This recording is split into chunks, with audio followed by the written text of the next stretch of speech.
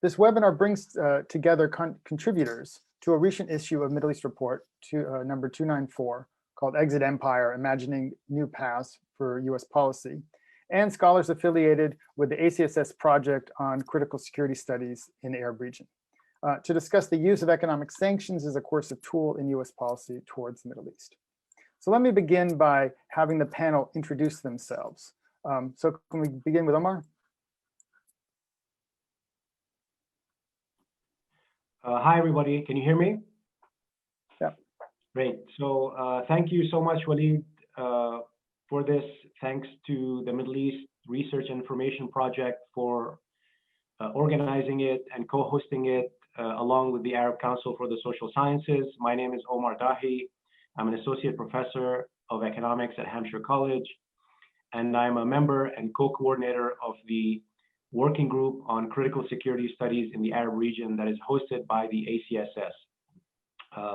I'd like to just, in addition to introducing myself, just say a word of thanks, as I mentioned, to MERIP and everyone there, including Walid and Mandy Turk and others, but also mention a couple things about the ACSS itself, since I'm, that part on the panel that is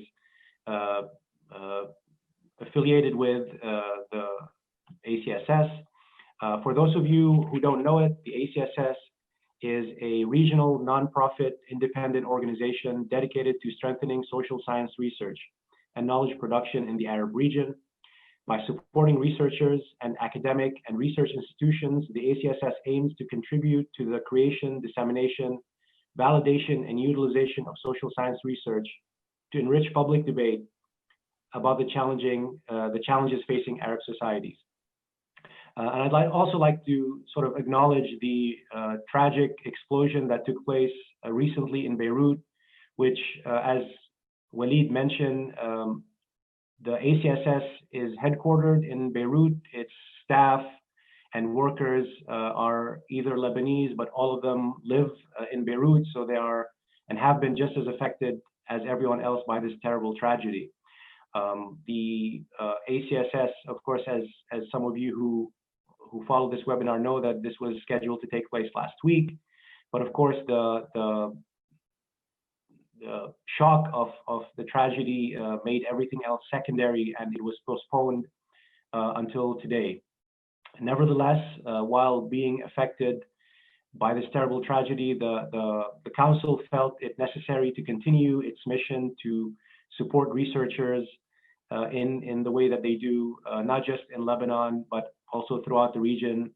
And so we decided to host to keep going with the webinar today. And also the ACSS recently put out a major call for grant applications on health and livelihoods in the Arab region. Again, trying to contribute and push its mission as best as it could, despite the difficult circumstances. So with that, I'll leave it to Hisham to introduce himself. Hello, everybody. I am Hisham Safiuddin, and I am an assistant professor in the history of the modern Middle East at King's College London, and author of Banking on the State, the Financial Foundations of Lebanon. I want to second Omar's comments about thanking Walid for hosting this. I want to also thank the editorial team and the administrative staff, both at ACSS and MERIP, for organizing and making this seminar look very seamless. I also want to express my appreciation for what is going to be hopefully a regional approach and a regional analysis, which is, in my view, extremely necessary when we look at what's taking place across the region. So I'm looking forward to our conversation today.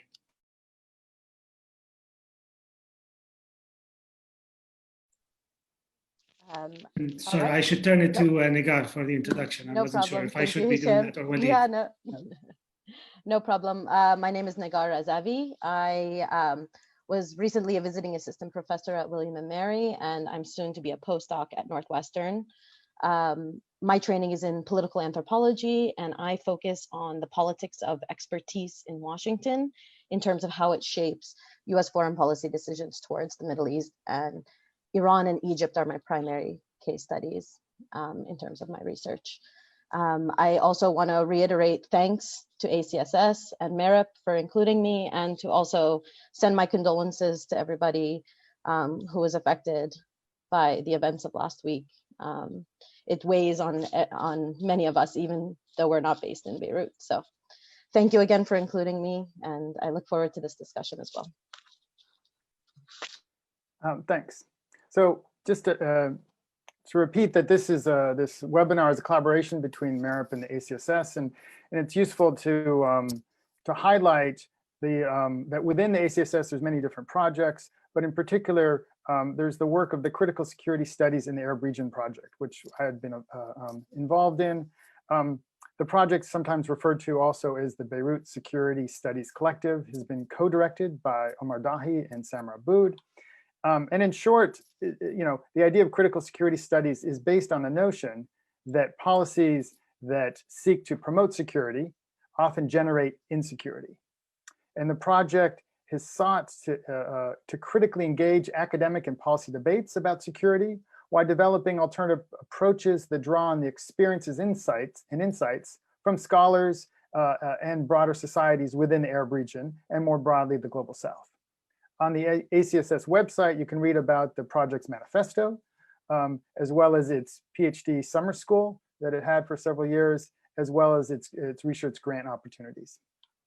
So the other half of this collaboration is Middle East Report, MERIP. And so this webinar draws contributors from the most recent issue of Middle East Report 294 called Exit Empire, which asked, what would it really take to end America's endless wars and redirect US policy away from what you might call imperial relations in the Middle East based on military primacy? Now, one aspect, so there's a great list of contributions. Some look at the oil, some look at the arms industry and so forth. We're going to focus on sanctions, and in particular, the use of the impact of you can call non-military policy tools, such as economic sanctions, and look at their costs and how what kind of policy goals they seem to be pursuing. Now, in the issue, we have Joy Gordon, who wrote like the most important book about the sanctions regime against Iraq. She couldn't join us for this webinar, but she has a contribution in the issue about the continuing lessons of the sanctions regime against Iraq. And so what I want to begin to address now is to go to Nagar and ask about the current U.S. Sanctions regime against Iran, and within the maximum pressure, kind of what's different. I mean, we understand to some degree now the story and the impact against Iraq. How does the sanctions regime against Iran look different? What are its policy goals? And if you have, there's also some recent developments we can talk about. Sure, thanks Walid for that question. In terms of what is unique or new about the Trump sanctions regime as it relates both to Iraq and Iran's own history, I would say in terms of its scope, impact, and implementation, there's not much that's new, right? So they are meant to be broad in scope, pretty blunt instruments that are very punitive against the population as a whole.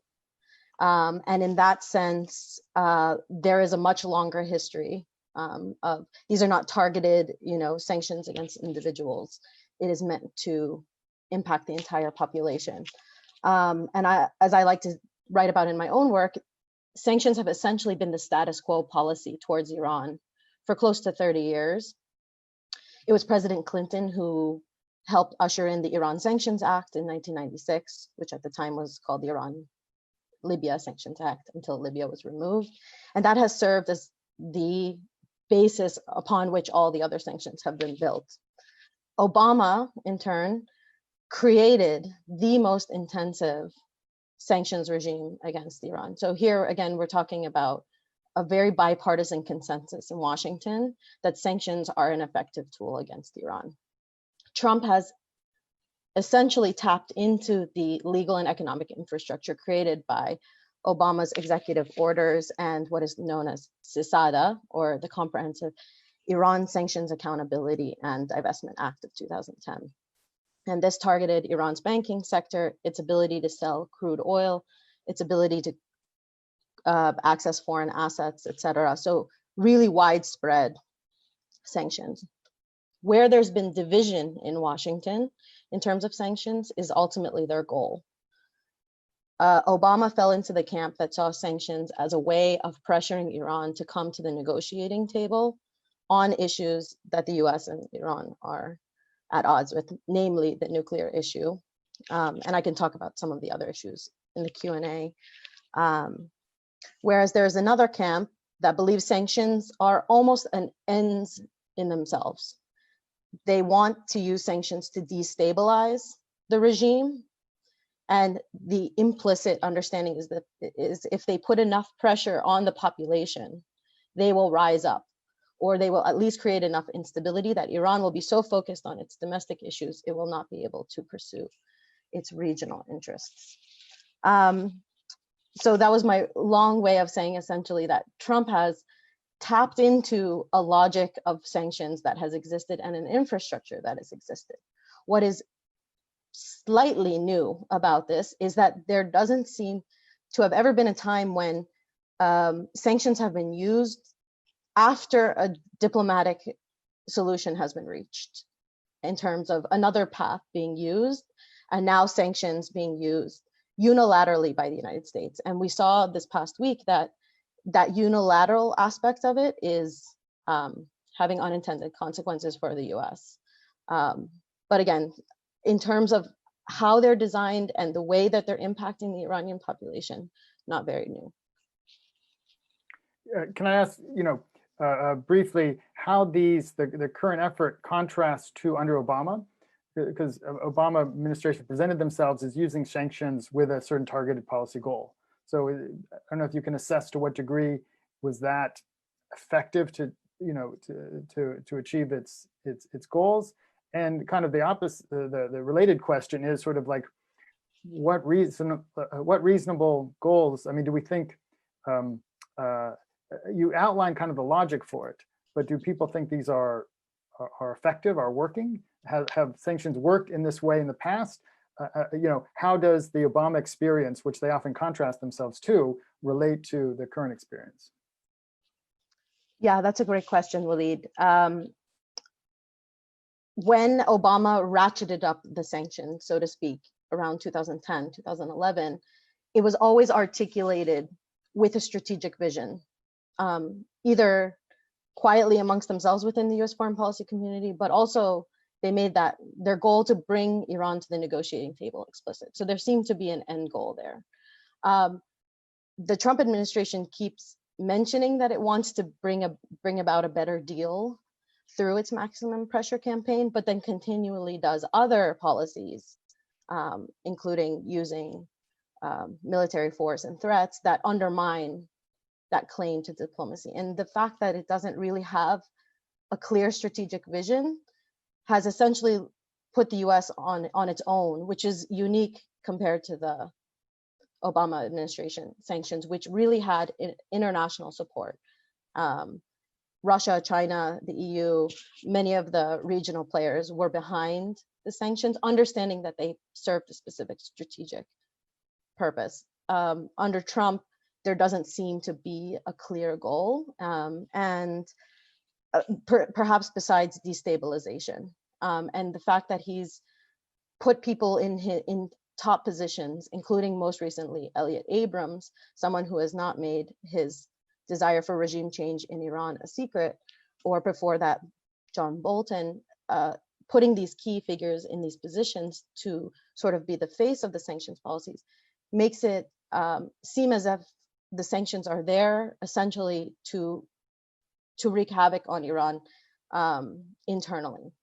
And that leads to the question of whether it's being effective then, right? To go to your question. And if we take the US at its word, which is that it's using sanctions to address Iran's nuclear capabilities or enrichment capabilities, its sponsor for so-called terrorism in the region, and its human rights records. Those are the three grievances the US often gives and as justification for sanctions. On none of those have sanctions actually been effective? Iran has now increased its enrichment capabilities since the US withdrew from the JCPOA. It is continuing to support its allies in the region, and the human rights situation has not improved. So then why continue with sanctions? Well, my argument based on my research is that it gives the impression that the US is doing something against Iran. You know, you can call it the hubris of empire. In its own logic, it's a low cost option for the US, right? Relatively low cost instead of military intervention, et cetera. And it doesn't really care that much in terms of its impact in terms of the ordinary Iranian people. It in fact sees the pain that it causes on ordinary Iranians as a strategic aspect, because they hope that that will create pressure on the government. And so that's why they continue, even though it's not achieving any of their own stated objectives. I mean, the last question is maybe more open-ended, but in 1990, when the US Congress actually had a debate about the use of force, last time there was actually a real debate and a vote that was contested. The debate was framed as continuing sanctions versus authorization of military force under the first Bush. But it almost seems like now we have the sanctions, the line between the use of force and the non-use of force. I don't know if it's blurred. I mean, my question to you is, if you analytically, you could say this is supposed to be a tool. Like John Bolton maybe wanted to use the force, and that's one of the reasons why he was moved out from as a national security advisor. But you know, is there a risk that this use of sanctions could risk some sort of conflict, or do you know, I mean, or do you assess that that it won't get to that this is an alternative? I don't know if you have thoughts on that question. Yeah, I have two responses to that, Walid. Firstly, to people on the ground, including, you know, just ordinary Iranians, this seems like a form of war, whether, you know, it's not the violence of bombs, but it's everyday human insecurity. Food prices are now up 64% in the past year. People's salaries have remained capped, and they're on the ground. It feels like the effects of war. And remember, Iran has gone through a war, so people remember the 80s and what that felt like. Will it lead to war? I think it's been framed, at least in Washington, as the best alternative to war. And potentially this is what you're pointing to in terms of the 90s debate as well. In my interviews with elite US foreign policy actors, they have told me that since 2005, full-scale military invasion of Iran has always been off the table, right? So then the question always became limited military strikes or sanctions. And they haven't really seen the efficacy of limited military strikes or even the kinds of strange cyber attacks that we've been seeing in the past few months in Iran. They haven't really seen those lead to wide change, but they do see sanctions as sort of the best of the alternatives that they have. And that speaks to their own, you know, lack of imagination or ability to think outside of their own parameters. Okay, thanks. Let's move on to Lebanon. And Hisham, I think, is there in Beirut. And you know, in terms of the issue of, before we get to Lebanon in specific, as a kind of a scholar of banking and international finance, I thought it'd be really useful for you to give us a sense, and this is something you also do in the article, you know, what role, how does the US able to use economic sanctions and financial sanctions, which are related but different, you know, as a tool in some way? What's the US capability, and how does this relate to the structure of the international financial system and this idea of financialization? That's kind of a lot, but I think it's useful to frame this discussion with a little background about the structural factors that make the US use of this tool different, let's say, than the EU or other actors. Can you unmute?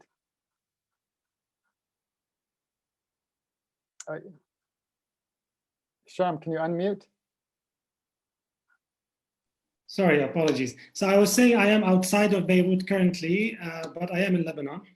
And to go to your question, I think there are three aspects that we need to think about structurally when we talk about financial sanctions, because as it's been clear, there is an increasing tendency by the United States, in my view, for lack of its ability to impose large-scale military war on these countries and these peoples, to revert to a different weapon in concomitance with some form of limited military action. So the first is the very characteristic and nature of the dollar in the world financial markets. So dollar remains to be a primary means of payment. So most of the trade that takes place is either denominated in US dollars, or even when we have attempts to buy and sell on the international market, collateral guarantees are all denominated in US dollars. So the US dollar continues to hold this hegemonic dominant position in the international market. It's also still a major commodity of a store of value. So by that I mean most countries, 60% of central bank reserves are in US dollars. So most countries, whether they like it or not, in order to actually protect their own currency, they need a liquid currency and a currency that is internationally recognized, and that's the US dollar. So much of the reserves are found, 60% of reserves around the world, the central banks are dumped in US dollars. And the third aspect of the first aspect, which is the dollar dominance, is money creation. The US has the privilege of creating money for free without it being connected to gold or any other asset or precious metal, which means that they can constantly spend and increase their production of money in the world. So those three elements create a very privileged position of the US dollar in the world, despite the fact that the US economy itself is slowly decreasing in terms of its value compared to the total value of the world economy. So while the US economy itself is not anymore as dominant, it's still almost a quarter of world economy, we still have this privileged position. So this is in terms of the currency. The second one is the financial system. So financial payments, the clearing of payments, which means when banks try to clear out payments, because a lot of it is in US dollars, they have to go through institutions that are specialized in clearance of US dollars. So this is like CHIPS, which is based in New York. It's a private institution that clears dollars. It's also the FedWire, part of the Federal Reserve. We also have international systems like SWIFT. Some of you might have heard of it. So this infrastructure, at the end of the day, is a means for the United States to monitor and survey financial transactions around the world. And this is where they can very easily, using modern technology, modern data technology, identify very quickly what the nature of these transactions are, and immediately potentially eliminate them, or freeze assets, or penalize and place heavy penalties on banks that are doing that. So that's another aspect. So the financial infrastructure is a second one. And the third one that's less economic, but I think Nigar talked about it, is the multilateralism. The United States is able to control financial systems because there is compliance by many international actors, state actors, primarily in places like Europe, with the financial requirements of the United States, which creates a chilling effect. So even if you are not sure as a bank or institution, if you fall under sanctions, you want to be always on the good side of the United States. So all of these elements creates this basically financial system that is pliable to the use by Washington for sanctions. I just want to throw in a follow-up question that came from one of our attendees. Is, I'll recall since the 70s, there's been talk of the crisis of the US dollar. Has there been, is there, do you see any likely change? Can the US sustain this? It seems that some of the techniques you're talking about aren't really based on the value of the dollar, but are based on this kind of structure of the system. But do you see any changes? Does China or the EU attempting to change the system? Do they go along with it?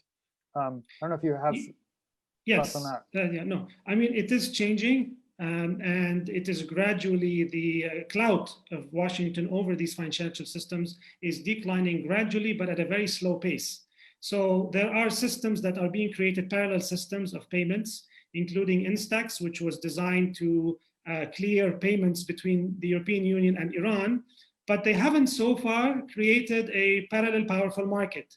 So there have been attempts taking place. The last one is a cryptocurrency by the Chinese in May, an EU1, but all of these are still in an embryonic stage. And I would say we're still a long way short of a catastrophe or a big war, or, so the dollar is losing its dominance. And also its value is going to, in my view, reduce. So other assets like gold are going to be on the rise. We are entering a phase of potential chaos in exchange rate systems. But I think we're still a long way from there, short of major political developments that happen. So there is some of that, but it's still still shy of competing. Is it fair to say countries like Lebanon are in debt, but many other countries like China and I think Europe hold a lot of dollar assets, so they don't necessarily have an interest in the dollar's value collapsing? So is that some of the techniques that helps perpetuate this very slow decline? That's part of it. There's always, as you know, pros and cons. So there are forces pushing for them because currently that's the most stable situation. So it's kind of like you're in an equilibrium, and if you're trying to move out of it, the transitional phase might be very painful. So yes, they don't want necessarily these dollars to lose value, but they want to be slowly creating a more reliable currency, for instance, or a parallel system, so that the transition is gradual. This is why in cases of financial wars, we don't have the same kind of coup d'etat, we can see in other fields of conflict. Okay, let's move on to Lebanon, if you don't mind.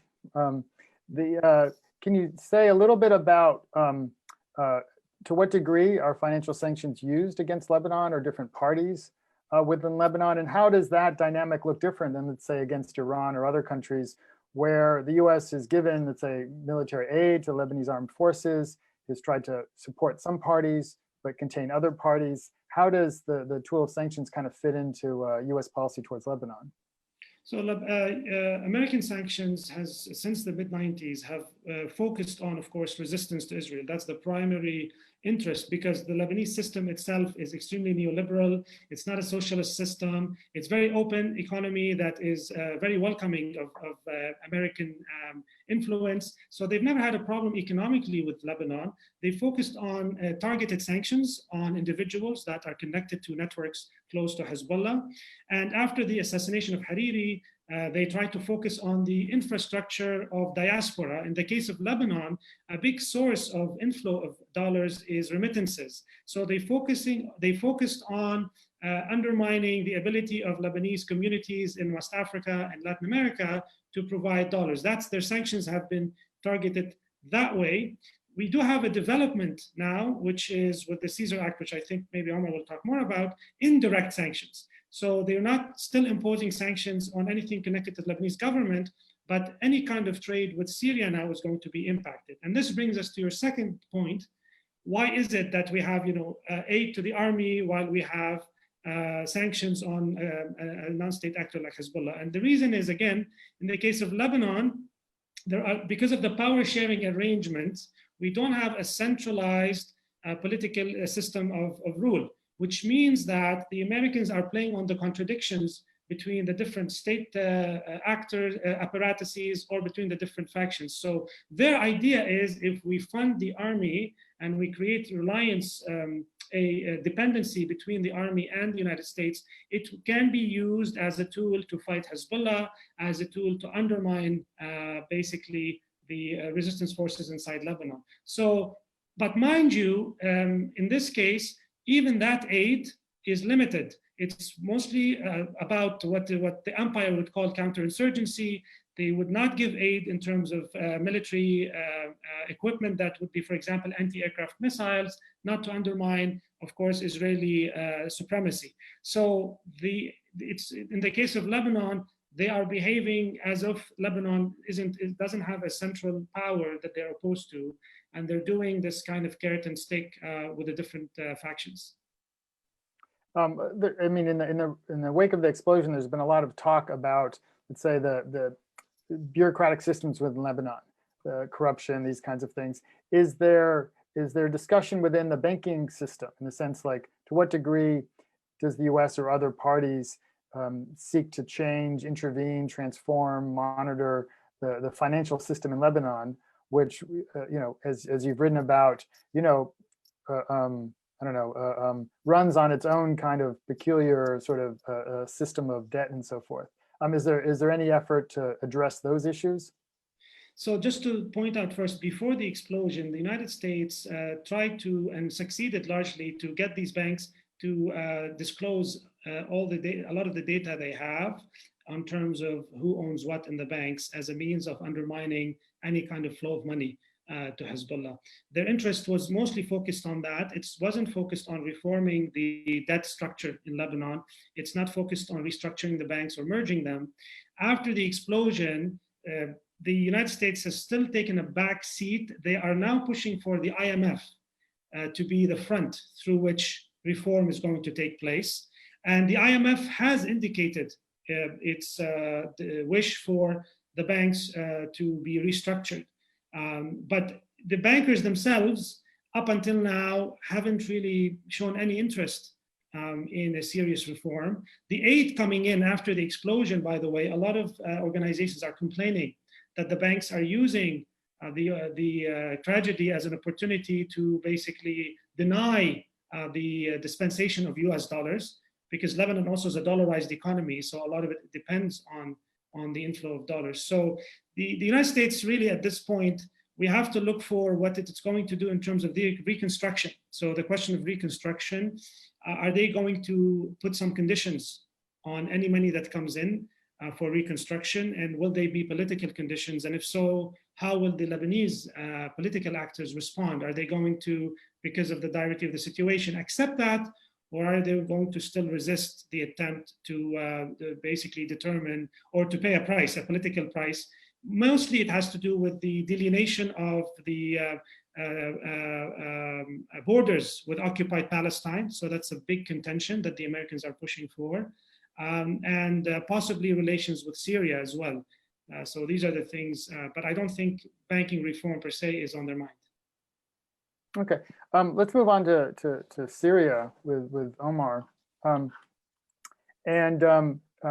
Yeah, so you want to begin by just talking about the latest effort to apply sanctions, and maybe you can put that in the broader context of the Syrian economy throughout the war, and well, you might say U.S. policy, I would think, is towards Syria is a little bit more ambiguous about what are its goals and aims in contrast to Iran. But I'd be interested to see how you see sanctions fitting into the tool, with Trump trying to develop a policy that, to me, still seems kind of more confused in terms of the actual goals.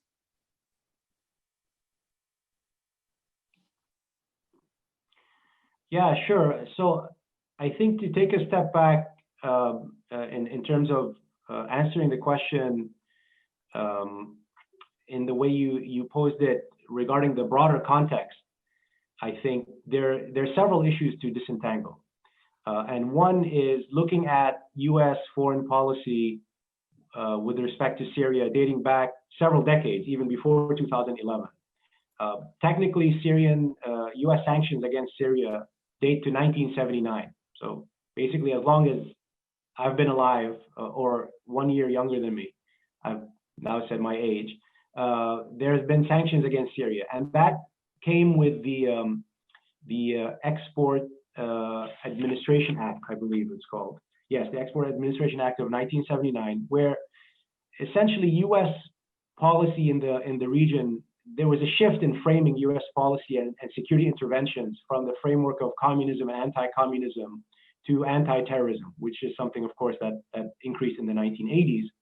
And the act itself actually explicitly said, these countries are not necessarily, we're not sanctioning countries that are necessarily communist or not communist, but in what ways are they friendly to us, our friends, and so on. So there's a longer history of sanctions, and I think viewing these sanctions is sort of within that broader context. The second aspect of this is then the viewing them from the prism of U.S. regional policy in the way that we've been talking about with Negar and Hisham in terms of its policy towards Iran and Lebanon, and particularly vis-a-vis the different actors in the Syrian conflict right now. Of course, the Syrian government, the Russian government, and the Iranian government, and Hezbollah as well. The third dimension to this is, of course, viewing them in light of other sanctions and developments in the Syrian conflict itself. So it's not simply that the US has sanctions against Syria. The European Union imposed sanctions also in 2011 that were quite crippling, because unlike the US, the European Union has had extensive trade with Syria, particularly that of oil exports that Syria that sent to the EU, mainly Germany and Italy, that were cut off completely.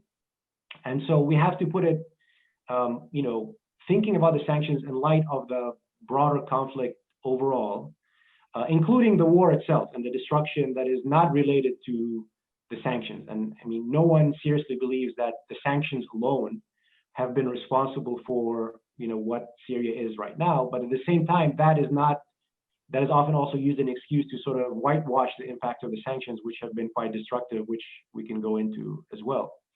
And then lastly, I would say, putting them in the context of the overall policy of sanctions as US foreign policy tool, not just in the region, in the ways that Hisham alluded to, which is I would not say the increased use of sanctions as a foreign policy tool. In fact, there's some research by Brian Early that showed that enforcement actions in 2003 were quite more than during the Trump administration. They dropped from 153 enforcement actions in 2003 to only 7 in 2018.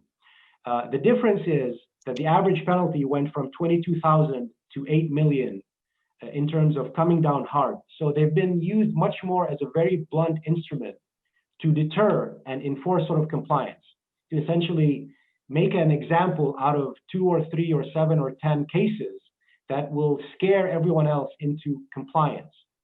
And sort of viewing it within the broader prism of the Trump administration actions of pursuing its foreign, so-called America First foreign policy. And I think this has broader effects. So I think that the Syria part of it is merging with this broader usage of the sanctions. And in addition to the excellent reasons that Hisham mentioned, I would also say that they are particularly effective, not just because, as the Financial Times put it, weaponizing the privileged position of the US dollar, but in a world with globalized supply chains, there is a risk that if you're a company at any stage in the global supply chain, of basically exposing yourself to sanctions, so you're extra vigilant.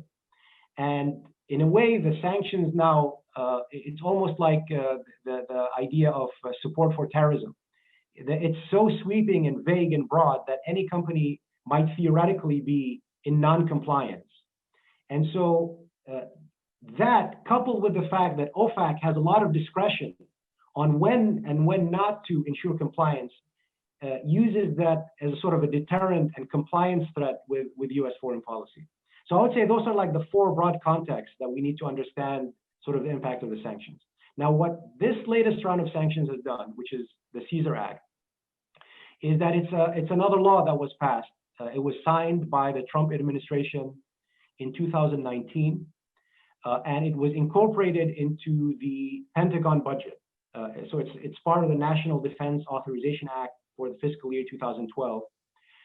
In many ways, it's more stringent in 2 main ways. One of the ways in which Hisham has referred to, which is that it's not simply imposing sanctions on the Syrian government, but also secondary sanctions on anyone who might interact or do business with the Syrian government. And this is largely well, there are several goals that it can accomplish, but also to deter any other government that might want to invest in Syrian reconstruction. The second thing is that unlike many of the sanctions passed since 2011, they're law. They're not executive order by the president, so they're harder to reverse in some ways. They're less the discretion of the president, and they're more sort of part of U.S. law. And so the main aspect of this is that it's coming at the tail end of this 10 years of war, which has been very devastating, and adding a layer that prohibits, that adds, I mean, in June 2020, so in June of this year, the U.S. administration announced that it's, you know, bringing the law into force, that it's sort of enacting the law, and it added 39 entities, most of whom, in fact, were already sanctioned previously. There were only like maybe 4 or 5 names that were added that were not essentially included by previous executive orders and laws. But I think it was a prelude to more economic pressure. In fact, we're hearing now more discussions about new rounds of sanctions being prepared, and they're going to be enacted as part of this law. So that's just a basic introduction to the latest round. You know, I have a question. We can begin with Syria, but I think it also applies to Iran and maybe Hezbollah in terms of to what degree do these different actors that are, you know, under sanctions develop coping mechanisms, you know, more you know, national economic systems, alternative. I mean, we talked about Instex, which I think has been more or less a failure. I mean, the EU attempted to sustain the JCPOA, the Iran nuclear deal by having this mechanism, but European firms and others didn't really bite, and it never really developed. So I'm wondering, how are there efforts in, you know, I mean, I begin thinking about Syria as an economy that had been less integrated. I think in some ways Iran is integrated in different ways. So I was wondering if you could talk about what are different ways that actors within these contexts have responded to sanctions and developed sort of alternative mechanisms, even if they haven't been successful. So Omar, do you want to begin with Syria in terms of how the Syrian economy sort of, it's not as integrated as you know, Lebanon or other states? Sure. No, I mean, yes and no, in a sense. And again, here's where I point to also the EU sanctions. So with respect to the US has not been integrated. Syria did not trade extensively with the US, but oil revenues made up just less than half of its total exports in 2010, 2011. Now, this was down from 75% in 2000. So over the decade leading up to civil war, the conflict, the oil as a percentage of total exports had declined, and there was a relatively more diversification of exports, including manufacturing exports. Historically, it's true. Historically, Syria has been more isolated. And in a sense, there's an underlying, I mean, part of the underlying logic of the sanctions is that they're, you know, for countries outside the US orbit, they're always available as a policy tool for leverage or to draw upon if need be in negotiations around any particular issue. But I think that taken as a whole, they've actually had quite an impact since 2011. Now, the second part of it, as I said, is these secondary actions, the Caesar law, are directed in a sense towards anyone, including US allies, including people who are more integrated into the US orbit financially and trade-wise, such as, for example, the UAE, that had been increasingly sending out signs that it might reestablish relations with the government or perhaps be a potential donor for reconstruction, to stay away. So that's where the actually more direct impact goes in. Now, in terms of evolution and adaptation, and I think here's where it's really a way in which we can think of the conflict. I mean, there's often a model of the sanctions that there's one force pushing in one end, which is the war and the conflict, and there's sanctions pushing in the opposite direction, that try to mitigate it. And they may have some collateral damage, they might hurt civilians and so on, but essentially it's a pushback against it. Versus a model that I propose that it's actually, it's endogenous, it's part of the conflict and it's part of the pursuit of the conflict. And in that sense, a lot of the adaptation over the past years has been in finding ways around the sanctions. And the net result, actually, at least in the case of Syria, is making Syria more integrated into its allies, into the orbit of its allies, more integrated and turning towards the east, so to speak. In the case of northern Syria, it's become more integrated in the Turkish economic sphere, but that's, we can talk about that separately. So that one aspect of this is ironically pushing Syria more towards the orbit of its allies at the economic level. And we see increasing economic ties and presence for Iran and Russia in ways that weren't evident before the conflict. The second is you actually see this revolving door of new elites, figures that are coming to light because previous entities and figures were, sanctioned and added to the list of specially designated nationals under the OFAC list. So there are various coping mechanisms that, or let's say bypassing or adaptation mechanisms that have previously allowed the Syrian government more flexibility to bypass the sanctions. And that's why then new sanctions come that designate more people. And then finally, there's these latest ones that are secondary sanctions that prevent anyone else from even thinking or attempt to prevent anyone else from thinking of approaching the prospect of reconstruction. So basically, it's an evolving logic in the same way that the conflict militarily also is logic evolved in that sense.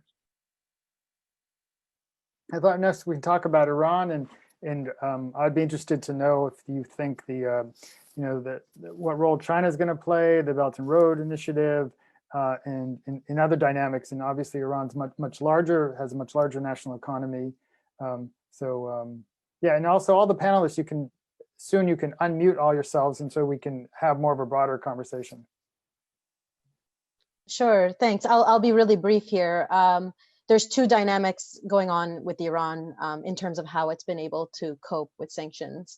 So one is the domestic factor. They have been able to do what, with varying degrees of success, of course, because overall, when you look at the macroeconomics, the sanctions have hit, and they've hit really hard on Iran. But Iran has upped its domestic production capacities in the so-called resistance economy that the Supreme Leader has called for.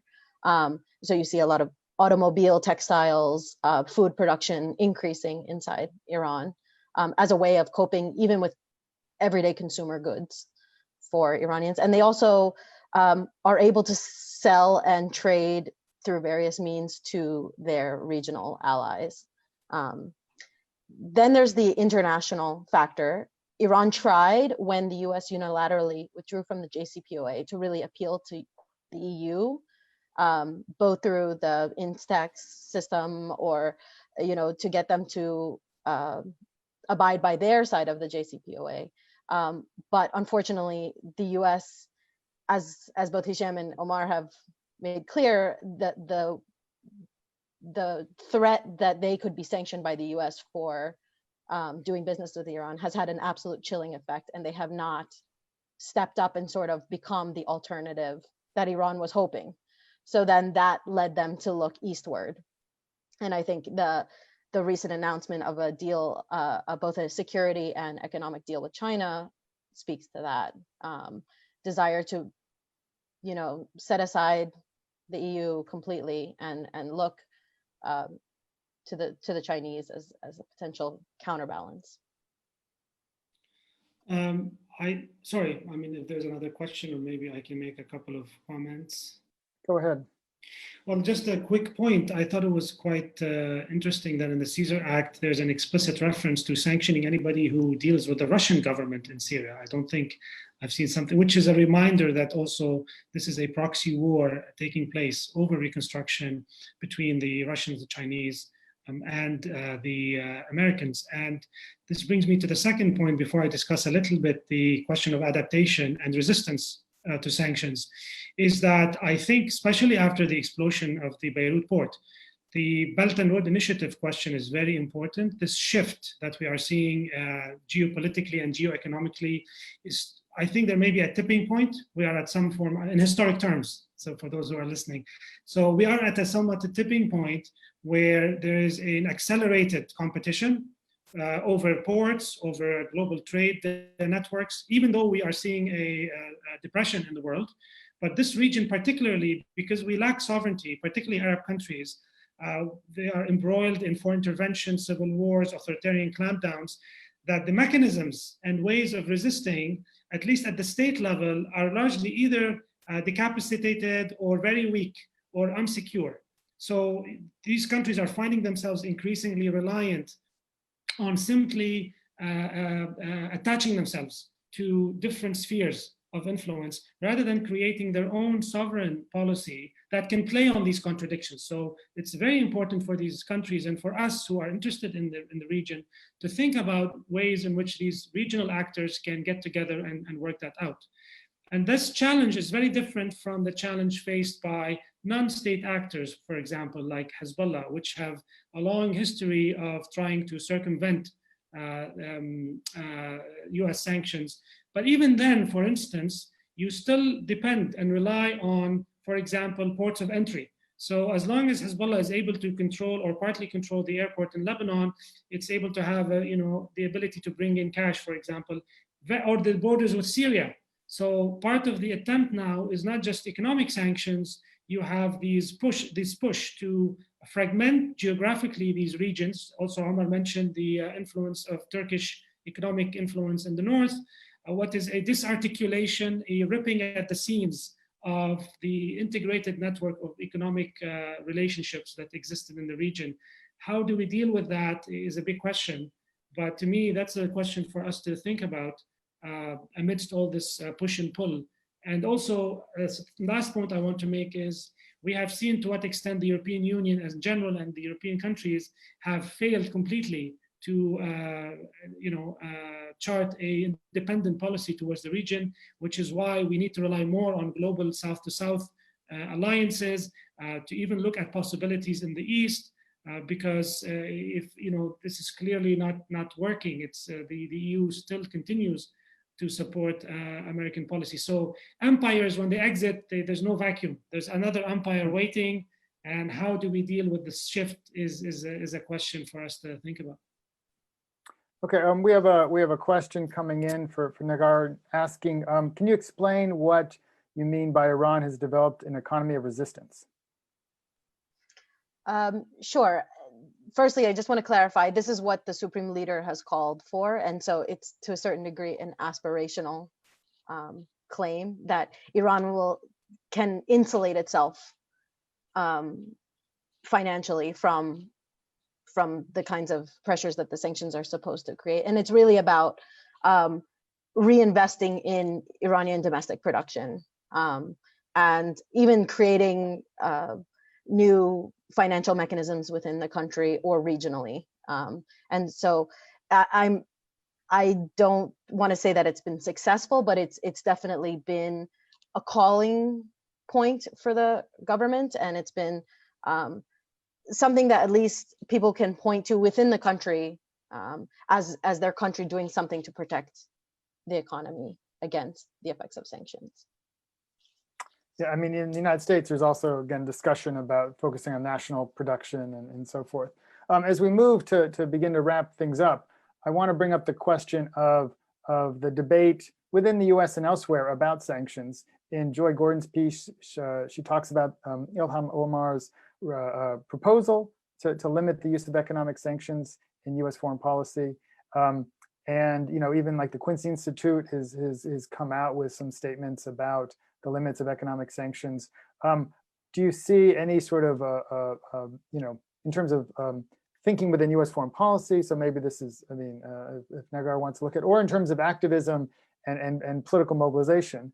I don't know if we could look to the Democratic Party's convention this week. I don't think this will be an issue that will be brought up, but maybe some supporters of Bernie Sanders might want to. I was wondering, if you have any thoughts on where to look or where people are mobilizing on this issue. In the 1990s, there was a mobilization on the humanitarian impact of sanctions on Iraq, and it was very much within this narrow kind of humanitarian issue. Now I think we need a broader debate that's looking at, in terms of strategy, its effectiveness, its consequences, its legality, and where can we find that debate? Where can we find that contestation? I'm happy to defer to Hisham or Omar if they want to comment on that. Hisham, go ahead. Sure. All right. Well, I'll speak from the point of view of the peoples of the region, and many of us, of course, straddle both worlds. But any attempt to end sanctions is what, in my view, needs to be the agenda. I'm obviously very suspicious or cynical of, since Nigar mentioned, there's a bipartisan attempt to strengthen empire in the region in different ways. So any attempt to end sanctions, to lift sanctions. Now, one of the challenges I think people face is that because of the authoritarian regimes that exist in the region, a lot of the opposition to these regimes are also based in the West.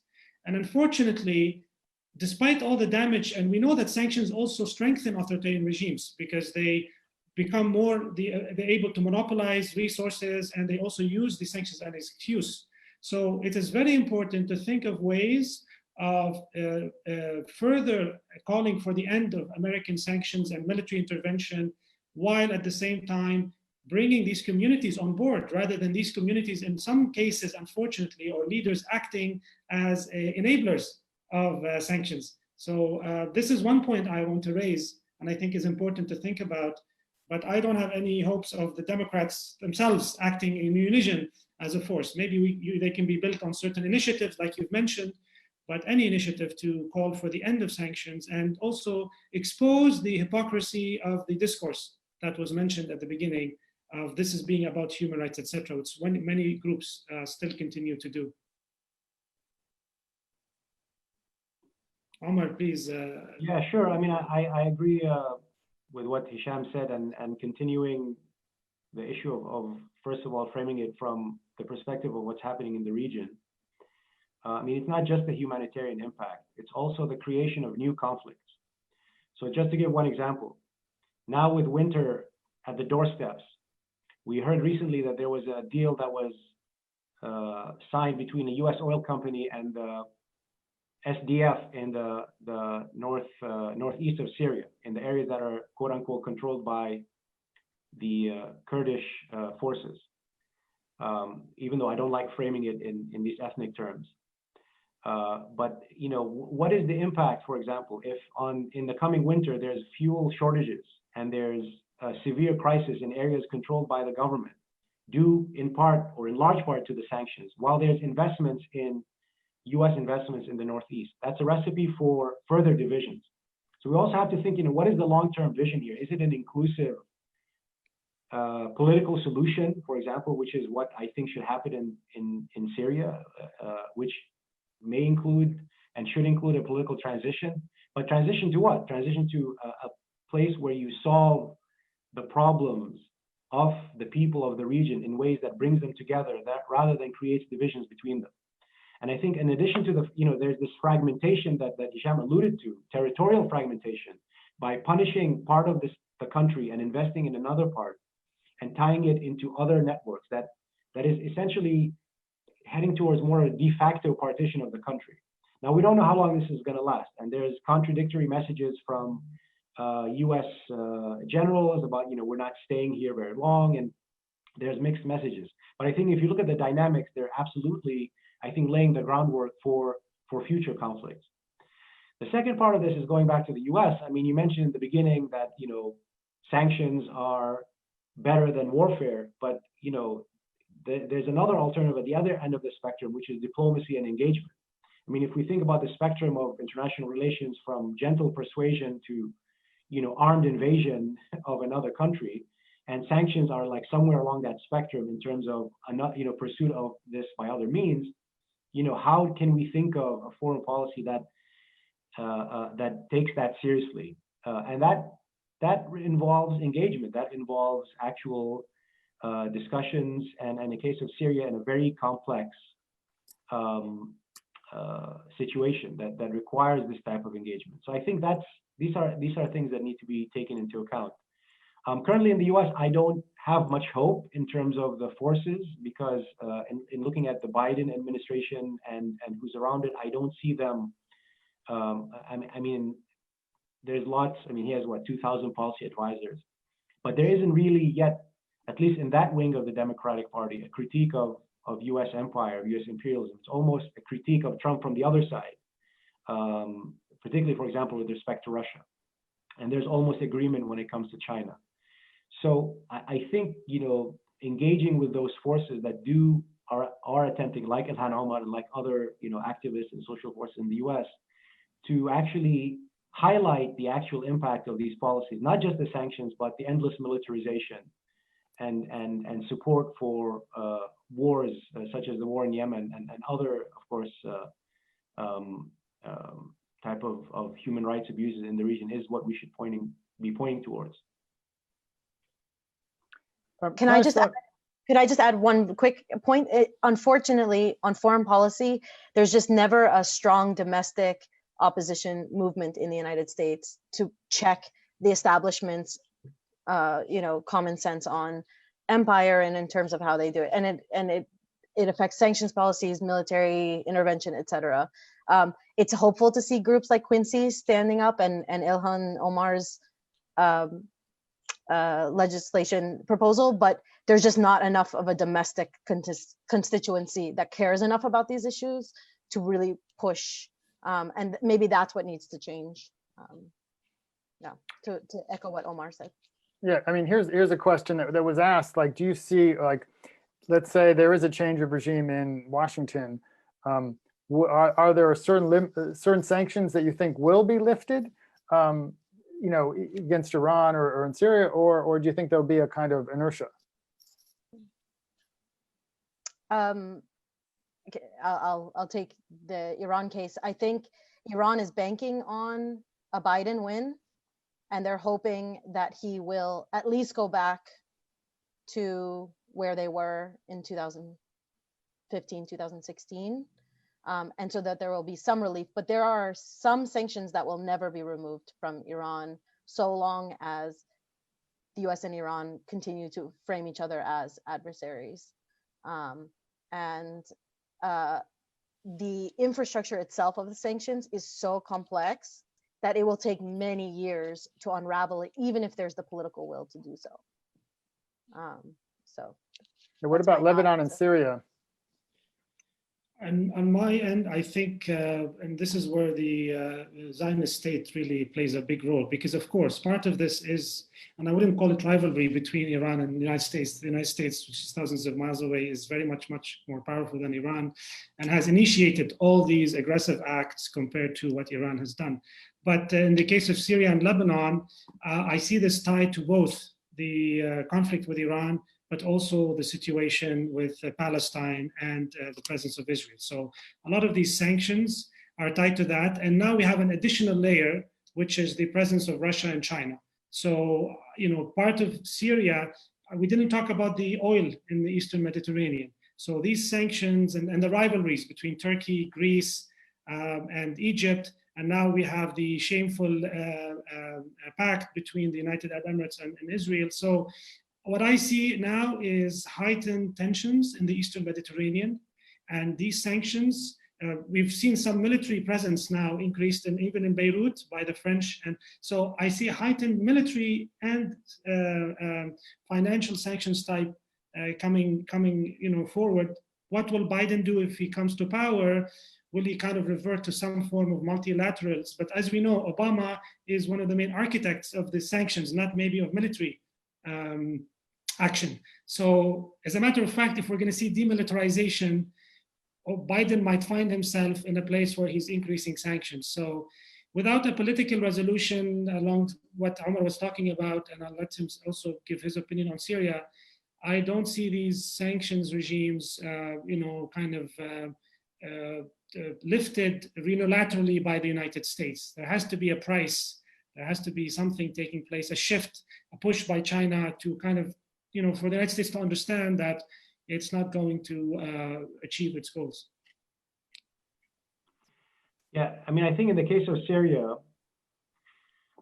I mean, in some ways we can think of these sanctions, as I said before, as having multiple goals.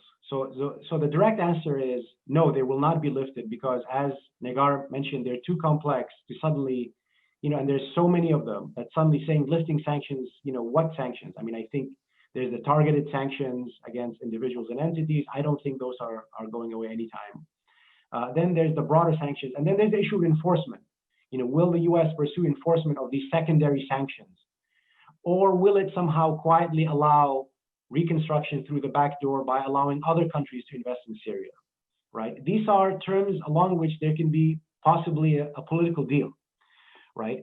If there is a desire for engagement and diplomacy, and the U.S. can perhaps distill its main, let's say, asks of Russia and Syria, the Syrian government in the Syrian conflict to a series of points, there may be the possibility. And I think here's where the case of, what also Israel wants, which is related to the Iranian presence and, literally geographically, where are they present and how close they are to the Syrian border. So there's a variety of demands that if there's a desire to engage by the Biden administration in a quid pro quo sense, there may be, along those lines, limited sanctions relief or non-enforcement of secondary sanctions to allow the country, to prevent a complete implosion of the country. Because what we're seeing now in Syria is due to the COVID and, of course, 10 years of war and to the sanctions, we're seeing anecdotal evidence and also statistical evidence of poverty that is worse than anything witnessed during the conflict itself, of suffering that we have yet to see. And a lot of this was exacerbated by the closures of COVID that came on top of the territorial fragmentation and lack of internal trade. So I don't think, and I think, this is where I personally interpret the Macron visit to Lebanon as there's a non-interest in at least by Europe on one hand, but I think others of not seeing a complete, suffocation, economic suffocation of the region. But, there are multiple actors here. When you have multiple actors, you have multiple actors with veto power over moving forward. But I think there are ways in which the worst aspect of the sanctions can be mitigated under a Biden administration. Now, if the goal is to simply bleed Russia and Iran permanently in Syria, then that's not going to happen. But if there is a sense of a political deal along which they can look, sort of to lift some of or not enforce some of the aspects, then there may be ways there. I want to throw in a question to Hisham that's related to, as we begin to wrap up and think about where to go forward, actually relates to kind of in Lebanon, there's been some talk that what can international community do? It could freeze the assets of Lebanese politicians that are abroad. I was wondering what are your thoughts on this as a tool to try to to address some of the issues in Lebanon in terms of corruption and other things, as well as, well, what does it mean about using this tool? Who can use this tool? So this is an important tool, and there is a lot of capital flight happened through which the political class and the big bankers basically smuggled, quote unquote, their money out of the country. There are mechanisms to do that, usually state to state, particularly in countries like Switzerland. There are existing campaigns. I would say that it's very important to do this in a gradualist manner, in the sense that you do it in collaboration with whoever is in Lebanon or outside that's working on this, not to call this independently. And the second big caveat is, unfortunately, today in Lebanon, at least in Beirut and within circles of activists, there is such, there's so much anger towards the political class, which is justified, that we are seeing typical ways of calling in foreign intervention to replace it. So for instance, aid, I know this is not your question, but this also falls within the same umbrella of international solidarity. Don't give aid to the government because it's corrupt, give it to the people. That's great. But if this means foreign governments who are either corrupt or are responsible for the death and destruction of people in the region, or are going to use that to manipulate the political outcome, then in my view, no, we don't want that. So do not replace national sovereignty with foreign dependency.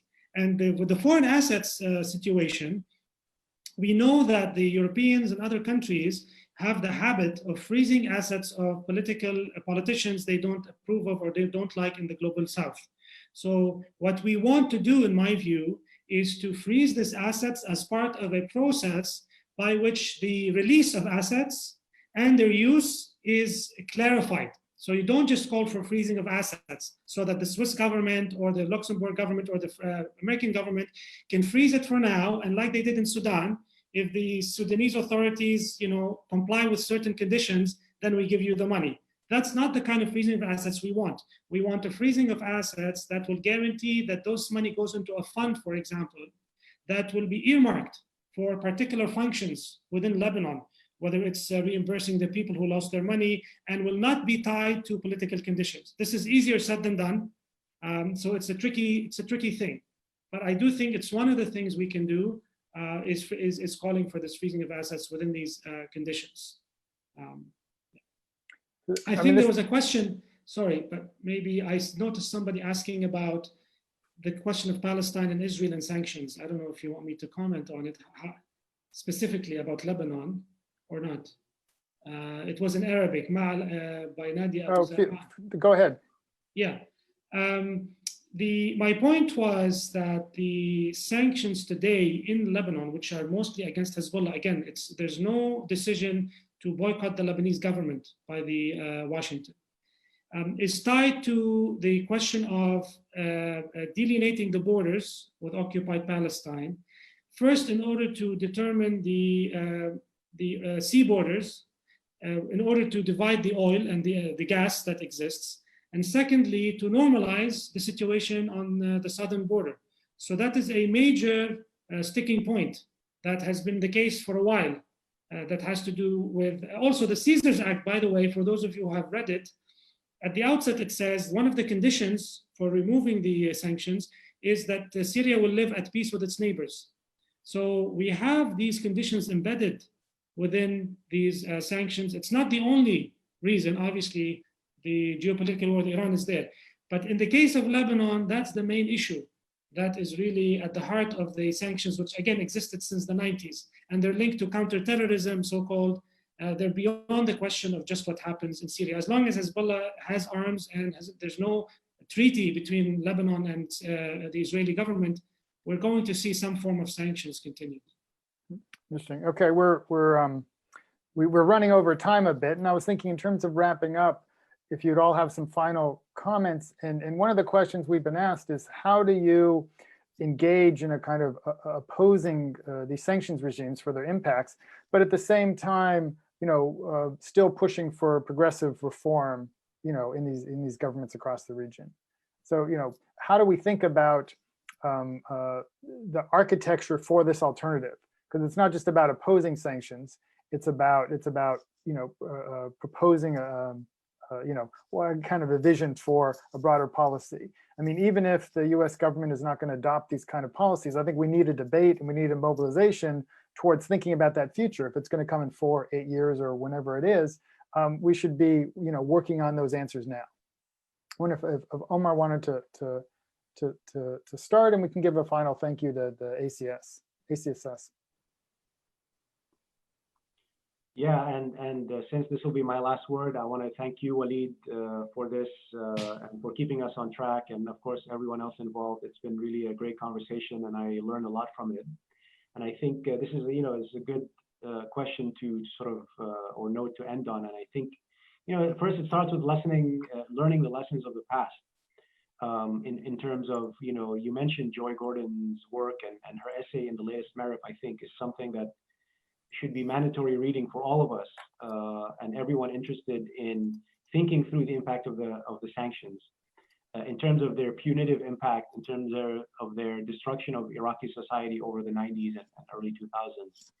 I mean, we have to think about what is our political vision? What is what are our political goals within the region? I'm not talking about sort of the US, and is it in the empowerment of society, or is it in its destruction? Is it in its suffocation? And I think it's in the former. And I think in the case of Syria, this is an issue, as you know, and everyone on the panel and the audience knows, this is a highly divisive, contested issue where there is a sense that, everything else failed to hold the Syrian government accountable. Everything else failed, or, quote unquote, the world was silent while the Syrian government pursued its atrocities. And this is the least we can do to sort of push back and hold it accountable. And my framing of the issue is that these have been part of the logic of the conflict and pushing against it. We didn't get to talk about more that aspect of it, but I think that's something that really needs to be thought through. And I think about in 2011, the uprising in Syria, the revolution didn't start when Syrian society was suffocating it was actually increasing, the GDP was increasing, despite the fact that there was tremendous inequality and there was signs of increasing poverty. But poverty was not a motivator of people to oppose the government. In fact, the Syrian government was actually increasing its ties at a regional level with Turkey and with other governments, and was being rehabilitated internationally when the Syrian uprising started. So, I think we don't have an interest in suffocating Syrian society. For those who take seriously the need for progressive change, I would say we need to oppose it even under that light, let alone versus the other issues that I've mentioned. And also for really the divisive nature of this, in terms of dynamics moving forward. So I think that's what we need to think about.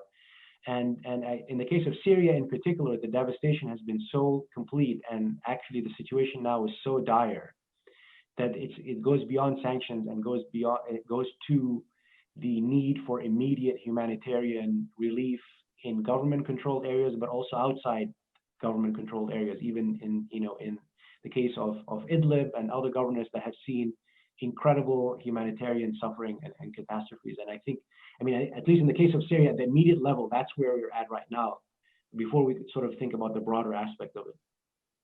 If I may, the point I'd like to make, this is the centenary of the creation of the Lebanese state.